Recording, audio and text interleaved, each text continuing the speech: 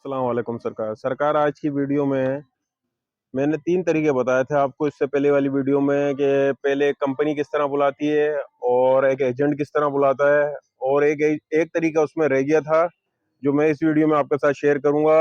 उसका तरीकाकार क्या था, एजेंसी किस तरह बुलाती है इस और अपन को कैसे पता चलेगा इधर में आने के बाद कि एजेंसी ने अपन को बुलाया है या कंपनी ने बुलाया है या एजेंट ने बुलाया है। क्या तरीका, अब आप जो अप्लाई कर रहे हो आप कभी भी आपको पता नहीं चल सकता कि आप किस तरह एजेंट ने बुलाया है या कंपनी ने बुलाया है या एजेंसी ने बुलाया है। वो अब मैं बताऊंगा आपको कि वो कैसे पता चलेगा अपन को कि अपन को किस कौन से वे से अपन मलेशिया पहुंचे हैं। सही हो गया मामला। सरकार अभी मैं आपको बताता हूँ कि एजेंसी जब बुलाती है तो आपको कैसे पता चलेगा कि मेरे को एजेंसी ने बुलाया है।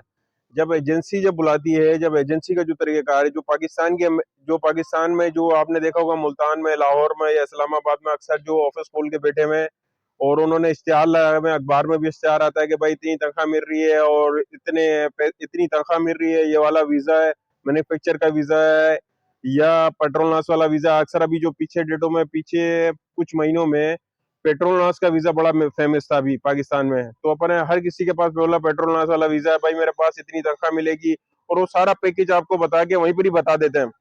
और जो छोटी छोटी सी एजेंसियां खोली हुई है उन्होंने, और वो आपसे राब्ते में आके आपको डिटेल सारी बताते हैं कि हाँ भाई इतने पैसे लगेंगे, इतने नहीं पैसे लगेंगे, वो वहीं पर ही सारी आपको डिटेल बता देते हैं। मैं थोड़ा आगे जाता हूँ, यहाँ पर म्यूजिक चल रहा है इधर मॉल में तो वो आवाज ज्यादा, साउंड ज्यादा कर रहा है।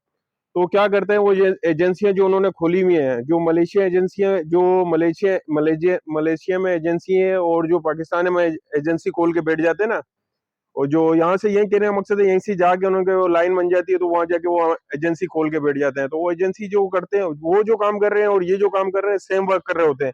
अभी उनका इनका यहाँ की एजेंसी मलेशिया की और जो पाकिस्तान के जो अपने भाइयों ने एम्बेसियां खोली, वो एजेंसियां खोली है, वो वर्क कैसे करती है मैं बताता हूँ आपको। जो यहाँ की एजेंसी है ना, वो क्या करती है, वो अभी पेट्रोल वाले की मैं बताता हूँ, उसका मेरे को मालूम आता है पेट्रोल वाले की। तो वो यहाँ पर जब 200 बंदों का कोटा निकला है ना, यहाँ पर बहुत बंदों का कोटा निकला था, पेट्रोल पंप पे बहुत बंदा चाहिए था ना, तो एक बंदे के पास मेरे दोस्त आ रहे के पास भी 200 बंदे का कोटा आया। तो वो क्या किया, यहाँ की जो एजेंसी है, जो जो मेन कंपनी जो पेट्रोल वाले हैं, उन्होंने एजेंसी को हायर कर लिया, बोला भाई हमारे को 200 बंदा चाहिए आपसे। अब वो पाकिस्तानी चाहिए था ना उनको। तो उन्होंने क्या किया, पानी जो वो जो पेट्रोल वाली जो कंपनी है, जो पेट्रोल पंप वाली, उसने 200 बंदों के लिए रिकमेंड मांगी कि हाँ, डिमांड की, हाँ भाई मेरे को 200 बंदा चाहिए। अब एक एजेंसी को दिया, इधर वाली एजेंसी को दिया। इस वाली एजेंसी ने क्या किया, वो अब एक एक करके बंदा नहीं पकड़ती, जैसे मैं भी काम कर रहा हूँ, लोग दूसरे भी हजारों लोग काम कर रहे हैं एजेंडी का, तो वो एक एक करके बंदा नहीं पकड़ती। उसने क्या किया, जो यहाँ की मलेशियन एम्बेसी, जो सॉरी मलेशियन एजेंसी है, जो उसने क्या किया, पाकिस्तान के रास्ते में रजिस्टर, जिसने पाकिस्तान में रजिस्टर कराई हुई अपनी एजेंसी, वो उसके रास्ते में आ गई। अब ये जो उसके रास्ते में ईमेल पे बात हो गई, यहाँ पे मेरे हमारे को 200 बंदा चाहिए, आप वहां पर अरेंज करके पाकिस्तान से यहाँ पर भेजो।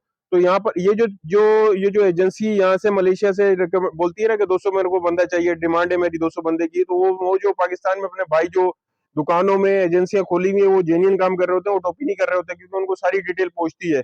ये सारी डिटेल बताते हैं कि इतने पैसे लगेंगे भाई आपके मलेशिया आने में, एजेंसी वाले इधर वाले बताते हैं इतने पैसे लगेंगे आपके इधर आने में, इतनी तनख्वाह मिलेगी, इतना ओवर टाइम होगा और इतने महीने बाद आपका रिन्यू होगा। वो सारी डिटेल पहले ही बता देते हैं। पेट्रोलस वालों को जितने भी वीजे लगाए जिन्होंने, उनको सबको पहले ही सब चीजें डिटेल पता चल जाती है। वो क्यों पता चल जाती है, कंपनी पहले एजेंसी को बताती है, मलेशियन बड़ी जो कंपनी है पेट्रोल नासाली ने, उसको अब मैं आप समझाता हूँ। पेट्रोल वाले नासाली ने बताया एजेंसी को कि हम ऐसे ऐसे हमें 200 बंदों की डिमांड है, हम ऐसी रिक्वायरमेंट मांग रहे हैं और हम ऐसा पैकेज देंगे बंदे को।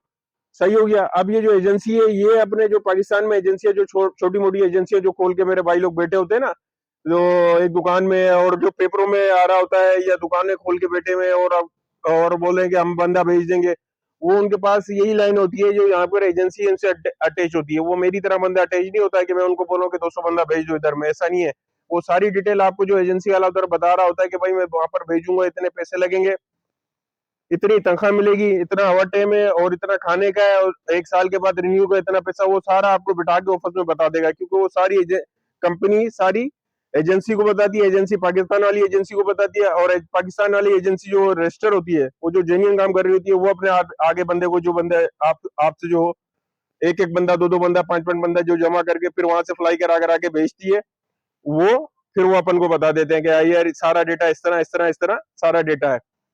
तो अब जो अक्सर ये होता है कि भाई ये पाकिस्तान में जो मेडिकल करा लिया वो आगे काम नहीं कर रहे, मेडिकल करा लिया मैंने 2 महीने हो गए काम नहीं कर रहे। तो पता है क्या होता है, जो टोपी इसमें हो जाती है, मैं आपको बताऊं जो टोपी होती है, मगर जो रजिस्टर कराई हुई होती है ना पाकिस्तान में, रजिस्टर कराई हुई है जिसने एजेंसी, उसके पास यहाँ से जो एजेंसी जो जो कोटा मांग रही है वो बिल्कुल जेन्युइन जाता है।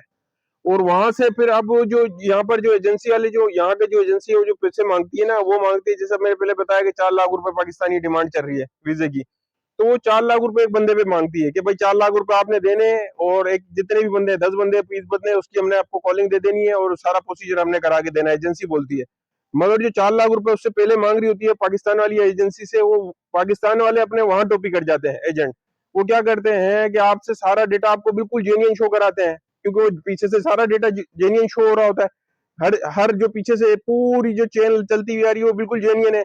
मगर जब यहाँ पर आके जब इनके पास जब पैसे मांड आती है, जब ये एक एक बंदे से 4-4 5-5 लाख रुपए जमा कर लेते हैं, ये आगे एजेंसी को देते ही नहीं है। वो एजेंसी को जब इधर पहुंचते नहीं तो एजेंसी यहाँ से कॉलिंग नहीं देती उस बंदे की। जब उस बंदे की कॉलिंग नहीं देती है तो फिर वो कैसे फ्लाई करा कर सकता है वहां से।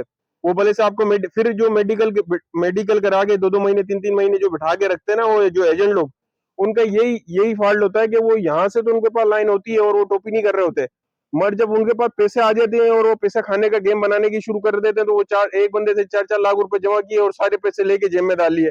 अब यहाँ वाली एजेंसी के पास वो पैसे पहुंचे ही नहीं, रास्ते में तो वो एजेंसी ने सारा डेटा तो बताया हुआ है, मगर जब पैसे पहुंचेंगे तो वो वीजा देगी ना आपको, समझ ना बात को, वो अप्लाई वीजा आप पैसे जब उनके पास आएंगे तो वो कॉलिंग आगे आगे आगे सेंड करेगी।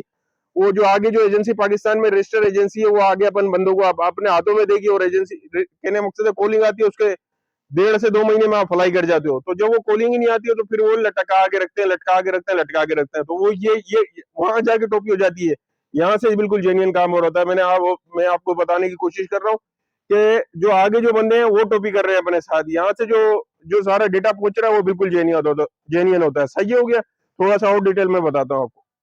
तो और अब जिस कहने का मकसद है, जिस एजेंसी ने जो काम कर रही है और उसने जेन्युइन काम कर रही है, तो उसने क्या किया, वहां से फ्लाई करा दिया। अब वो वहां पर तो आप नहीं पकड़ सकते ना, वो आपको डेटा बता के चोरी कर लेगा, पैसे जेब में डाल लेगा 1 महीना 2 महीना, फिर वो फिर जब नया नया एजेंसी कोई डिमांड करेगी यहाँ वाली मलेशिया वाली, तो फिर उस कोटे में आपको उड़ाएगा वो एजेंट। वहां पर एजेंट जो चोर बाजारी करता है वो ये करता है, और उसको वहां पर कोई नहीं पकड़ सकता। उसकी यही गिरिप है कि उसका पाकिस्तान का सब उसका एड्रेस हो और सारा डेटा हो तो आदमी उधर वहां पकड़ सकता है। बाकी फिर यही करता है कि वो फिर यहाँ की एजेंसियां फिर उससे राब्ते में आती हैं, फिर उनको कोई डिमांड चाहिए होती है, मॉल के लिए बंदा चाहिए या पेट्रोलनास के लिए या कोई और बड़ी कंपनी के लिए चाहिए, तो फिर वो फिर उस वीजो में उसको फ्लाई कराता है। इस प्रोसीजर में पूरे 6 महीने लग जाते हैं, मगर जो जेन्युइन जो टाइम है वो भी मैं बताता हूँ आपको, 1.5 से 2 महीने में आदमी फ्लाई कर जाता है। जब आपकी कॉलिंग हाथ में आएगी तो आपने 1 महीने में ही फ्लाई कर देना, बस कॉलिंग और ये मेडिकल का वेट हो रहा होता है जो जेन्युइन तौर पे। अब मैं बताता हूँ जो बंदे यहाँ पर आ जाते हैं मलेशिया में, अब उनको कैसे पता चलेगा कि वो कॉलिंग पे आए हुए हैं और जेन्युइन कंपनी में आए हुए हैं या एजेंसी के जरिए आए हुए हैं या लोकल बंदे ने किसी ने बुला लिया उनको। तो उसका एक तरीकेकार ये है मेरा भाई, जिस जिस कंपनी पे आप आए हुए हो ना उसी कंपनी पे काम कर रहे हो, तो आप समझ लो कि आपको जेन्युइन जेन्युइन कंपनी ने बुलाया है। जैसे बाटा की कंपनी पे आए हो और बाटा के साथ बाटा में ही लगे हुए हो आप, मगर जो एजेंसी बुलाती है वो ये तरीकेकार नहीं होता। मैंने पिछली वीडियो में बताया था, जब एजेंसी पे जैसे बाटा की दुकान में अपन काम कर रहे हैं, मगर अपना वीजा केएफसी का होगा, तो एजेंसी का जो वीजा होता है वो सस्ता वाला होता है, और वो फिर बड़े बड़े शॉपिंग मॉलों में और बड़ी बड़ी साइटों पे सेंड करते हैं वर्कर। तो यहाँ पर उन्होंने घर लिया होता है एजेंसी ने, 5 6 8 10 घर बनाए हुए होते हैं, वो फिर हर बंदे को रखते जाते हैं, जमा करते जाते हैं। यहाँ की एजेंसी का बता रहा हूँ जो वो किस तरह काम करती है। वो फिर उन्होंने 5 6 8 10 घर बनाए हुए, वो फिर बंदा आता जाता है, पाकिस्तान से आ रहा है, नेपाल से आ रहा है, बांग्लादेश से आ रहा है, जहां जहां से बंदा आ रहा जाता है। जैसे नेपाल से सिक्योरिटी वाले आ रहे हैं, पाकिस्तान से अपने टेलर आ रहे हैं, तो वो बंदा जमा करते जा रहे हैं। फिर जिस बंदे की जिस चीज की डिमांड होती है, कहने का मकसद है, मॉल में बंदा चाहिए वो वहां सप्लायर कर देगा, मॉल में सिक्योरिटी वाले बंदे चाहिए वो वहां सप्लाई कर देगी एजेंसी। मगर वो जो वीजा आपका होगा वो एजेंसी का ही होगा, वो आप 100% एजेंसी का नाम होगा। कभी भी आपका उसका जिस बंदे जहां पर आप काम कर रहे हो उसका वीजा नहीं होगा। समझ रहे हैं बात को? जैसे मॉल में मैं ओन भी में बैठा हूँ अभी, ए ओन का वीजा नहीं होगा आपके पास, आपके पास उसी फलाना फलाना फलाना कोई कोई ना कोई कंपनी होगी उसका वीजा होगा। तो जब उसका दूसरे का वीजा होगा और दूसरी जगह पे काम कर रहे होगे तो समझ जाओ कि एजेंसी ने बुलाया है। जिस जगह पे काम कर रहे हो उसी का वीजा तो समझ लो कि कंपनी ने बुलाया है। कंपनी के बेनिफिट तो मैंने आपको बताया है कि कंपनी का वीजा वो 75% देते हैं, 30% वो वीजा रिन्यू कराने में अपन को सपोर्ट करते हैं। जो एजेंसी है वो अपन को सपोर्ट नहीं करती है। एजेंसी बिल्कुल जलालत बना के रखती है। एजेंसी का एक और फाल्ट है, वो भी मैं बताता हूँ। एजेंसी का जो तनख्वाह खा जाती है, एक तो जो जो 200-300 रुपए जो डेली के खाने, जो हर महीने 200-300 रुपए उन्होंने खाने होते हैं, वो खाती है आपकी हर पूरे सालों साल। एक चीज हो गया। एजेंसी के आने से नुकसान क्या होता है वो बताता हूँ आपको। जो हर महीने आपके जो आप काम कर रहे हो, 2600 रुपए आपको मिल रही है, आपको 2000 रुपए वो देंगे। वो जब तक आप 2 साल तक काम कर रहे हो इसी कंडीशन में आपको बांध के रखेंगे। एक हो गया। फिर जब ये सारी जो कंपनी में काम कर रहे हो तो ये इंडियन होते हैं। एजेंसी में जो काम कर रहे हैं ना, यहाँ पर जो ज्यादातर जो बुलाते हैं लोग, जो एजेंसी से काम कर रहे हैं, वो इंडिया वाली कंपनियां होती हैं, इंडिया के लोग होते हैं। तो वो क्या करते हैं आखिर में, जब जो जैसे ये मॉल में अभी 2 साल का प्रोजेक्ट मिला इनको, 2 साल में बंदे उन्होंने 200 बंदा सप्लाई कर दिया। अब वो 200 बंदा काम कर रहा है, कर रहा है, कर रहा है, आखिर में क्या करेंगे, वो आखिर के 2 महीने आपकी तनख्वाह रोकेंगे और भाग जाएंगे। कंपनी भी बंद कर देंगे और सारा डेटा भी बंद कर देगा, उनको कोई पकड़ने वाला है नहीं। फिर आप जिस वीजे पे होते हो उस पर जाके रिपोर्ट भी नहीं करा सकते हो। तो ये जो एजेंसी में आने में ये होता है कि आपका बोझ भी पैसे खा जाएगा आखिर में। वो ऐसा नहीं है कि एक बंदे का खाया है भाई। मेरे को 15 साल हो गए, मैं कितने लोगों के जाके रिपोर्ट करा चुके हैं कि भाई इसके बोझ से 2 महीने की तनख्वाह खाली, 3 महीने की खाली, कुछ भी नहीं होता है। कहने का मकसद है, वो यहाँ का लोकल आदमी होता है इंडियन, वो क्या करता है, वो आखिर के 2 महीने रोक के आपके बोले मैं देता हूँ देता हूँ देता हूँ, उसका कॉन्ट्रैक्ट खत्म हो रहा होता है, आखिर में वो आपको ऐसे छोड़ देगा। वीजा भी गया आपका, आपने वीजा भी चेंज कराना पड़ेगा, फिर उसके बाद वो 2-3 हजार रुपए आपके वैसे भी वो खा जाएगा।